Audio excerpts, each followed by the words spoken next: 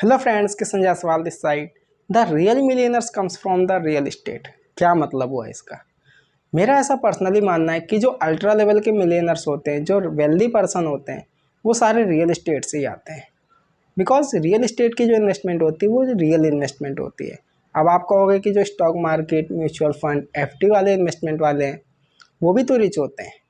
वो सच है।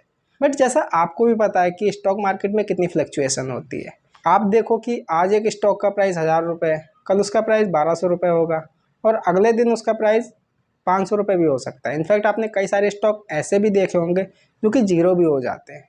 ऐसा है कि नहीं? इसलिए मैं रियल एस्टेट को रियल इन्वेस्टमेंट कहता हूँ। अब आपके मन में आ रहा होगा कि मुझे तो रियल एस्टेट में इन्वेस्टमेंट करने के लिए लाखों करोड़ों रुपए चाहिए होंगे, जो कि सच है। अगर आप एक अच्छी लोकेशन में आज की डेट में जाते हो, वहाँ पे अगर आप प्लॉट या लैंड बाय करते हो तो वो लाखों करोड़ों के नीचे बात ही नहीं होती। बट अगर आपके पास इतना कैपिटल नहीं है, फिर भी आप रियल एस्टेट में इन्वेस्टमेंट करना चाहते हो, तो आप इजीली रियल एस्टेट के ईटीएफ्स बाय कर सकते हो, जिनके थ्रू आपकी इन्वेस्टमेंट रियल एस्टेट की बड़ी बड़ी कंपनियों में हो जाएगी। बेसिकली रियल एस्टेट 3 प्रकार के होते हैं। पहला होता है रेजिडेंशियल प्रॉपर्टी। ये वो प्रॉपर्टी होती है जिन्हें आप अपने पर्सनल यूज़ के लिए बाय करते हो। ये आपका घर हो सकता है, आपका प्लॉट हो सकता है, आपका फार्म हाउस हो सकता है। This could be anything. दूसरा होता है कॉमर्शियल प्रॉपर्टी। ये वो प्रॉपर्टी या लैंड होती है जिनको आप एज ए बिजनेस पर्पज़ के लिए यूज़ करते हो। ये आपका ऑफिस हो सकता है, आपकी शॉप हो सकती है, जिन पे आप या तो खुद बिजनेस करो या इनको एज ए रेंट पे देते हो, जिन पे आपको मंथली इनकम आती रहेगी।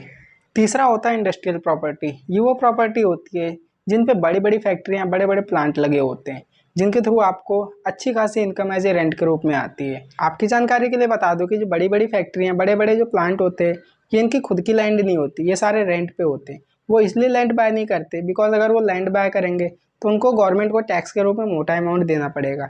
बाय डिफ़ॉल्ट अगर उनकी फैक्ट्री नहीं चली तो उनकी इन्वेस्टमेंट फंस जाएगी। इसलिए वो लैंड बाय ना करके सारे रेंट पे रहते हैं। रियल एस्टेट से जुड़ी आपको इन्फॉर्मेशन कैसी लगी, आप मुझे कमेंट बॉक्स में बता सकते हैं। You can share this video to spread the awareness. Thank you.